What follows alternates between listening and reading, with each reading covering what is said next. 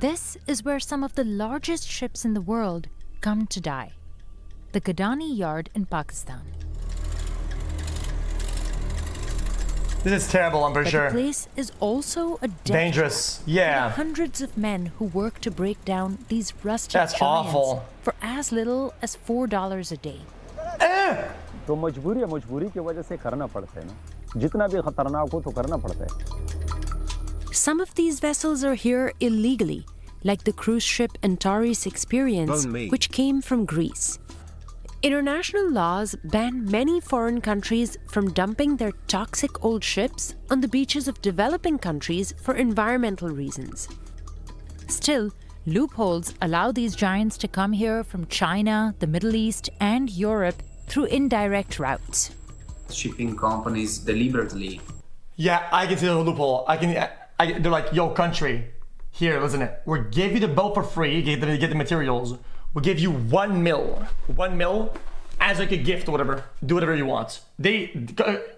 Country goes, oh yeah, I'll do that. Then they pay their people dirt cheap, make massive profit or whatever.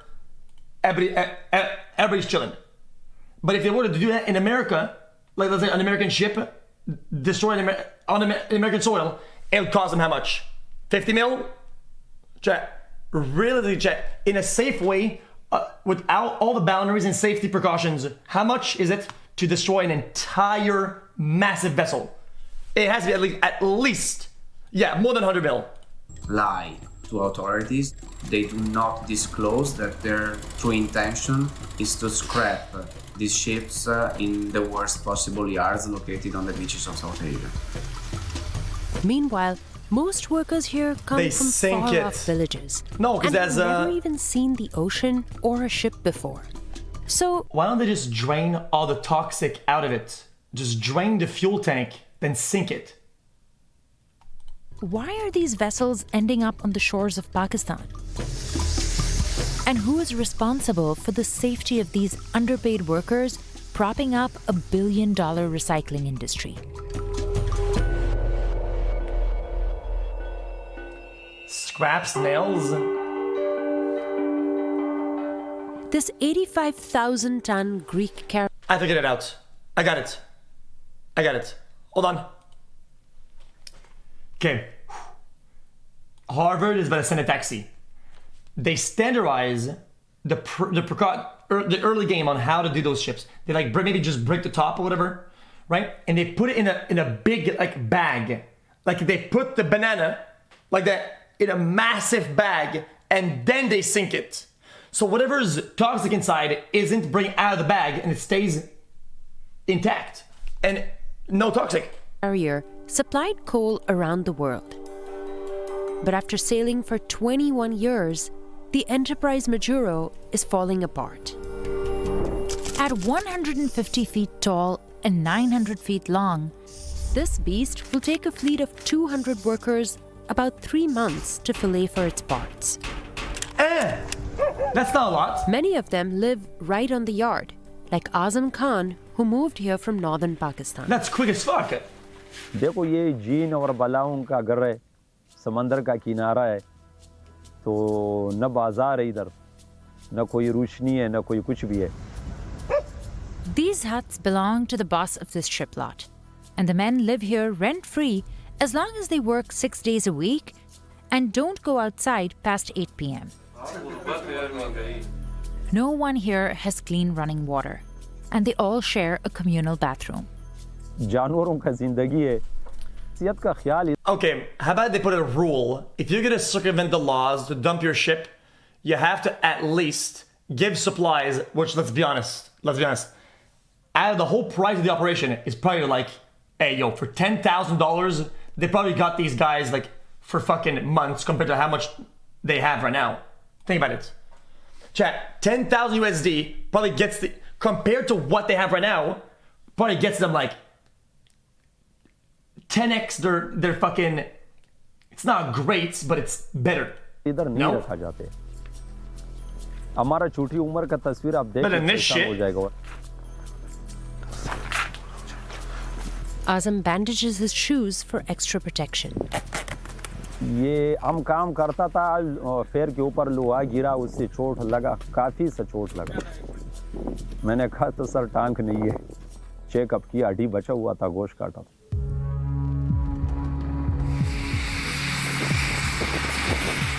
Azam's main job is to break up smaller parts once they've been separated from the rods that hold the body of the ship.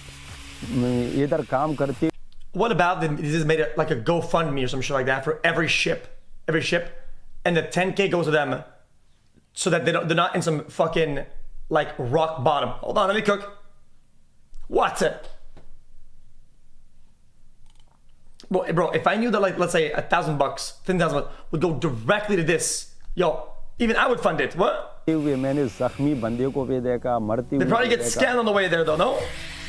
इस इलाके में नहीं, पूरा पाकिस्तान में और काम नहीं है ना। दूसरा जगह में कोई काम होता तो कोई पागल इधर आता। Gadani gets mostly cargo carriers, oil tankers, and cruise liners. Like this 1994 Carnival Fascination, which sailed around the Caribbean to Miami until its features became outdated. The ship was sold to a Chinese cruise company, which soon decided to sell it for scrap.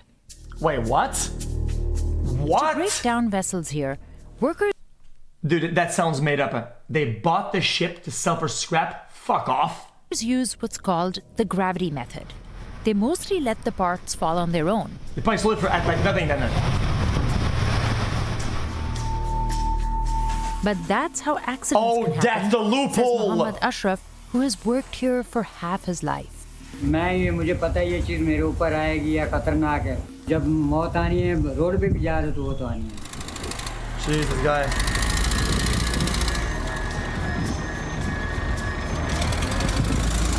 Tractors drag the larger parts to shore, where workers break them down. Ashraf has to take apart this entire chamber. Most ships don't make it past the age of 30. Their insides begin to rust. Yeah, and that's why you fucking die. Many contain poisonous chemicals like asbestos, residual oil, and toxic paint. What the fuck?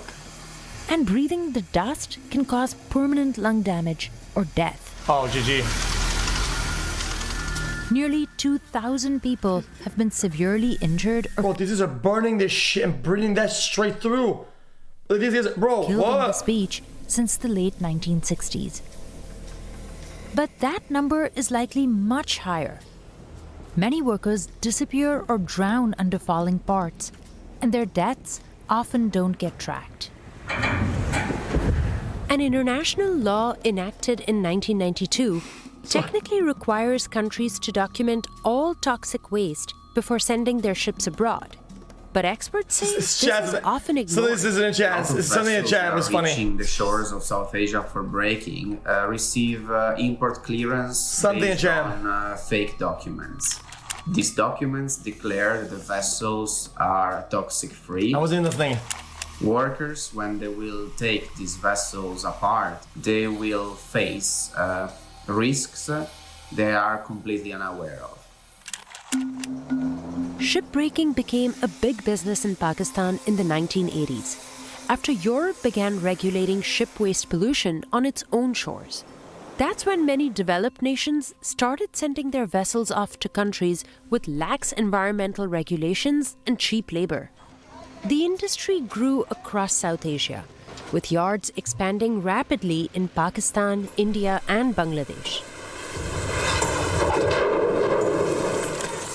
In the late 80s and 90s, reports of accidents, poor work conditions, and child labor started to come out, triggering a wave of international laws that tried to regulate the business. Nowadays, developed countries aren't technically allowed to send their ships to places that don't have the same environment. Oh, let me guess. Then they go to China, they go, yo, China, listen, here's a boat, fucking, hey, yo, listen, 50 mil, we give it to you as a gift. And then China goes, oh, shit. Wait, some of these treaties, I mean, let's be honest, we don't give a fuck about this shit anyway, so fuck it. I mean, we'll take it off your hands. And then they send it. Loophole achieved it. Environmental standards and labor laws. But it happens anyway. Like with the Antares experience, which came from Greece illegally. We reached out to the ship's most recent recorded owners and operators, but did not get a response. But the most common paths are legal loopholes. For example, a European shipping company could get away with sending its vessel for scrapping to Pakistan if it first sends it to another country that's allowed to export it there. Another way to get around the law is by registering a ship under countries with lax regulations known as flags of convenience. Like the Enterprise, which was owned by a Greek company but registered under the Marshall Islands, a country known for its low taxes. Reports of the ships beached in Gadani in 2023 and 2024 show that most were registered under other flags of convenience, like Comoros, St. Kitts and Nevis, and Panama, but were usually owned. I figured it out. Watch this. Oh my god, I figured it out. Oh my god. On the beach, they make it like a Panama Canal where the water goes up and down, right? But it's a massive fucking super deep pit of hell. They put the ships in, they load that mother sucker up, then fuck it, they let it sink all the way down to the bottom. Of course, it's cemented or whatever. And they close the top, and they pour melted steel, and they put a lid on the graveyard. Owned by companies in China, the Middle East, and Greece. मैं तो बोलता हूँ कि अगर जहाज भेजें माशाल्लाह हम गरीब आदमी मजदूरी करें इधर और अपना रोजी कमाएं अपने घरों में जाएं. 44-year-old Javed Iqbal sorts the parts Ashraf cuts up.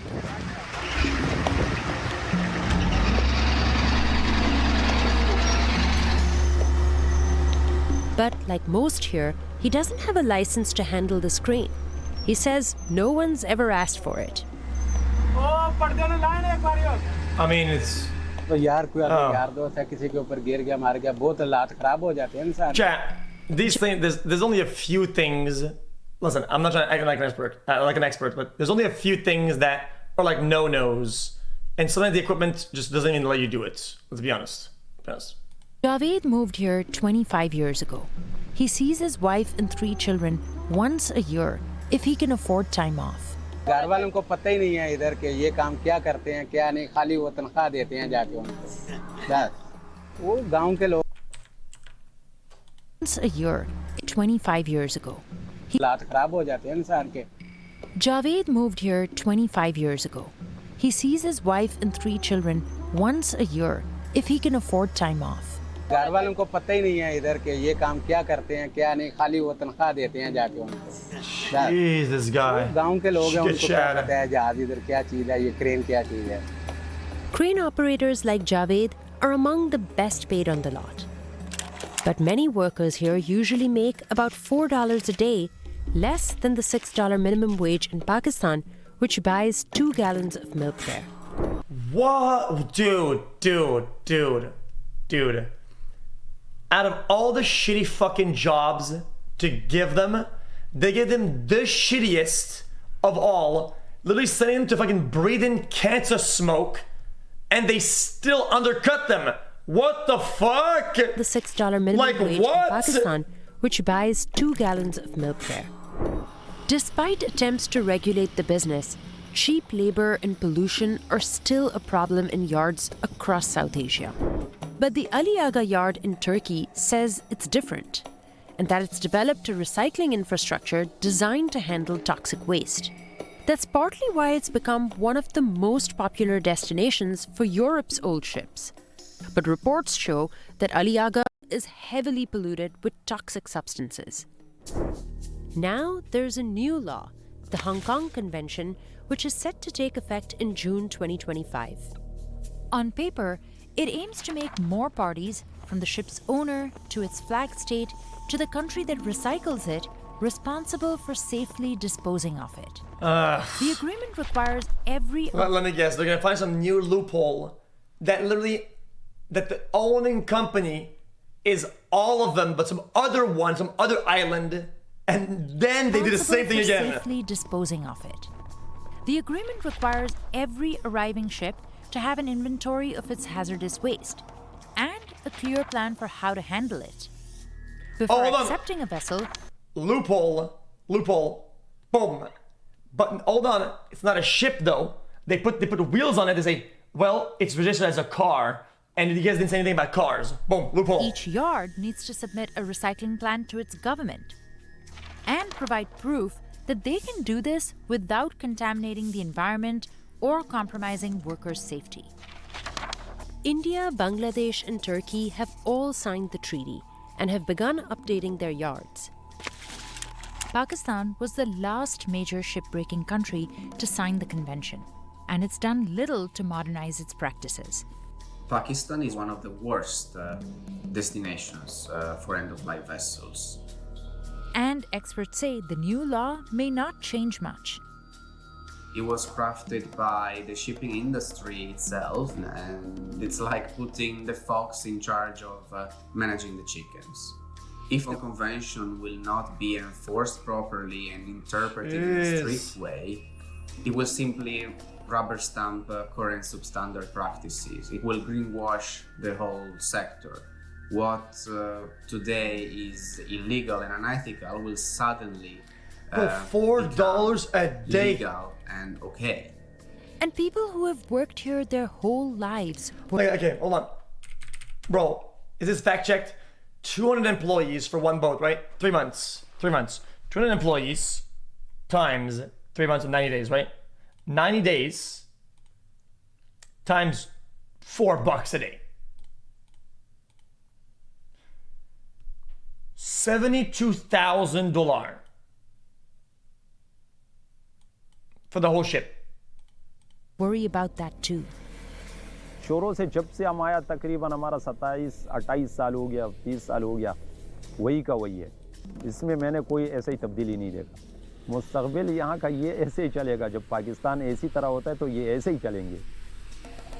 Azam had other family members who worked here too. But in 2016, an old oil tanker exploded while it was getting broken down. The blast claimed the lives of at least 29 men. What? Azam's relatives were among them. The explosion left another 60 people severely burned or disabled for life. Workers we spoke with said since the incident, their employers have first aid and ambulances on standby. The closest hospital is about 6 miles away, but it isn't equipped to handle serious cases. The badly injured have to travel 1 hour to Karachi. Okay, now hold the people that are part of the operation liable. Why not? Who's liable then? Who's liable?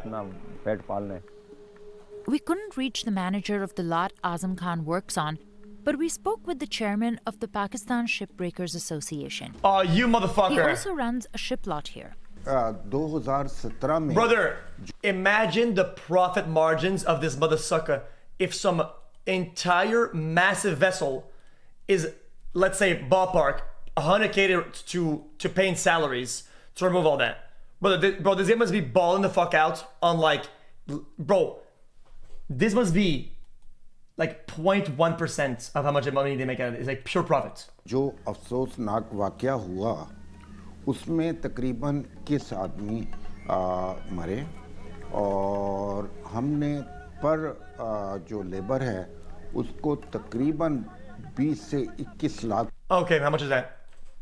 210,000 rupees in USD.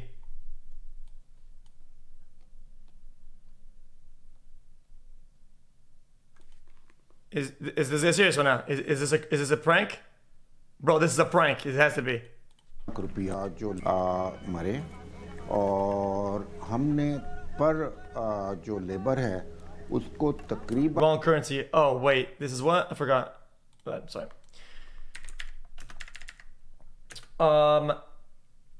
It's Pakistan rupees in USD. Oh my god, I'm trying not to laugh. Oh my god. 20 से 21 लाख रुपया compensation का दिया। That's about $750 paid to the family of a worker who died on the job. But activists say that families are often not notified since many workers don't have proof of employment. What? Faruqi says that's not true. Registered तो हमारे पास भी registered होते हैं, बाकायदा तौर पर उनका ID जो है वो हम इसका नाम के अपने पास रखते हैं। Dude, you know what's crazy? You guess he has a Rolex. I can almost guarantee you that this guy Faruqi probably thought, I'm gonna wear this Rolex for this interview because I need to look like a CEO or whatever, right? But that's his brokey watch. You know for a fact that that's not true. That is his. I'm gonna look like the common guy, the normal guy watch. Literally. Registered तो हमारे पास भी registered होते हैं, बाकायदा तौर पर उनका ID जो है वो हम इसका नाम के अपने पास रखते हैं और उसको पुलिस स्टेशन में उसको रजिस्टर्ड भी कराते हैं। उसकी जो फॉर्मेलिटीज़ हैं, जो गवर्नमेंट की लेबर लॉज हैं और दूसरे लॉज हैं, उसको बाकायदा तौर पर यहाँ पर हम पूरा उसको वो करते हैं। Gadani is divided into 132 lots. Some are owned by private landowners and others by the government, which leases the lots to private companies. Bro, but what the fuck is up, man, with some of these countries? Like, they fuck each other, they fuck themselves so hard, it's awful. Like, holy shit. Bro, they use the fact that they're, like, underdeveloped to fuck it themselves even harder, like, for profit. It's awful. These days, many are vacant because getting a ship to Pakistan has gotten so expensive. For example, the folks who bought the Enterprise Majuro from its Greek owners paid about $10 million for it. Then they had to pay a 17% customs tax to the Pakistani government, and another 17% tax on all the parts of the ship that were resellable. There's also a 1% regional tax in Gadani. All this adds up to roughly $13.5 million. That's it's unclear nothing. if lot owners actually pay all the taxes. Many have been accused of exploiting government connections to skirt regulations. Of but course. shipyard owners say getting the... Let's be honest. There's not a single ship that paid their taxes. Let's be honest. None of those paid those taxes. It is the main reason why they're there is for the tax. Fuck it. Like, these vessels it has to be full package. It has to be full package. It has to be. जब ये जहाज नहीं होते तो ये बेचारे सारे बेरोजगार हो जाते हैं और इनके पास कोई रोजगार का कोई मुताबिल कोई वो भी नहीं है। Once a ship... But you're saying people are willing to work for less, why pay more? That's what I mean by keeping your people down. You're keeping your people down.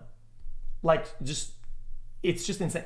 I know that there's a bar for profit in like everywhere, capitalism, whatever, right? United States. But this is not even like close level of wage. Bro, this is like a dying wage. Like, this is fucking insane. Like, what? ...is broken apart.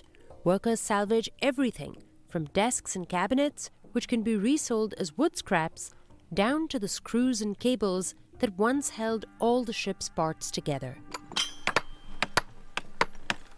तो इसमें हजार किस्म का माल होते हैं, उसका मुख्तलिफ rate होती है।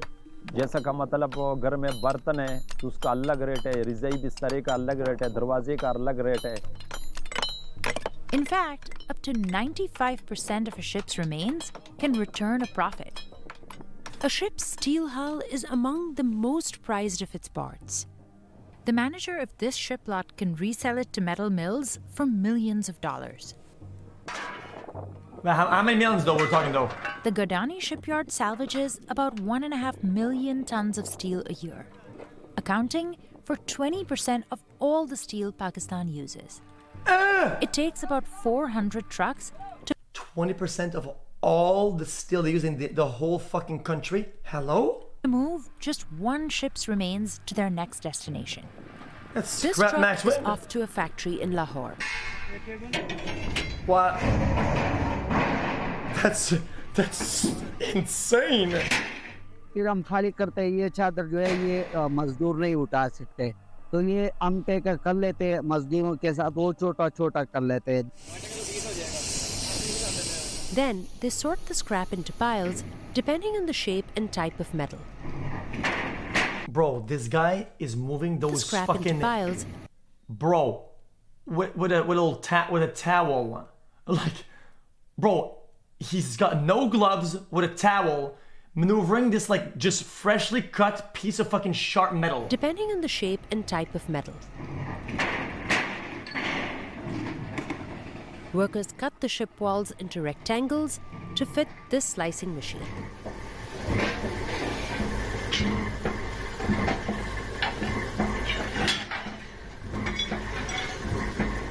कोई मिल वाला जो है वो Bro, that did not look safe. Hey! Hey! Hey! Oh my god, oh my god, oh my god.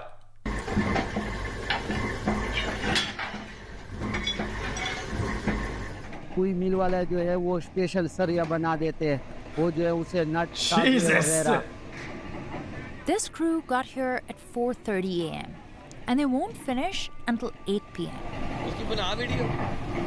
16-hour shifts are standard here.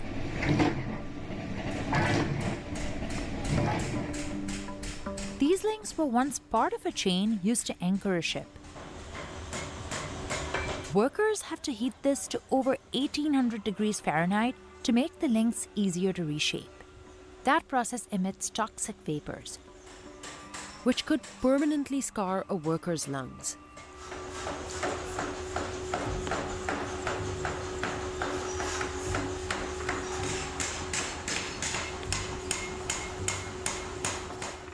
At this factory, they usually repurpose about 10 to 15 tons of scrap a day. Oh my god. Okay. The chat is saying some shit. The chat is saying the most demonic shit. Bro. Which helps reduce the nation's demand for mining new. This actually said literally black lung. Hold on. Because that's my character in Elden Ring. Construction sites across Pakistan where it's used to build bridges, roads, and buildings. This chat, man. Every year, about 1,000 ships need to find their final resting place, where they'll get scrapped and recycled. Azam isn't sure how many more he'll break down within his life. Okay, they pay almost $8 grand per worker for coming to not 2.5K. Or even then, that's fuck all nothing. I mean, let's get that for a death, bro. United States, bro. How much do they give for a death in the United States? But he says he knows that one day this beach will become his graveyard too. मुस्तकबिल ये है कि बस मौत तक ये काम करते हैं अगर अल्लाह ने चाहा तो यहाँ से नसीब बदल हो सकती है. Oh yeah, I forgot the American loophole. I forgot. Before the death happened, there was a glitch in the system, and also they pulled out insurance in that very residential area because inflation and whatever. My bad.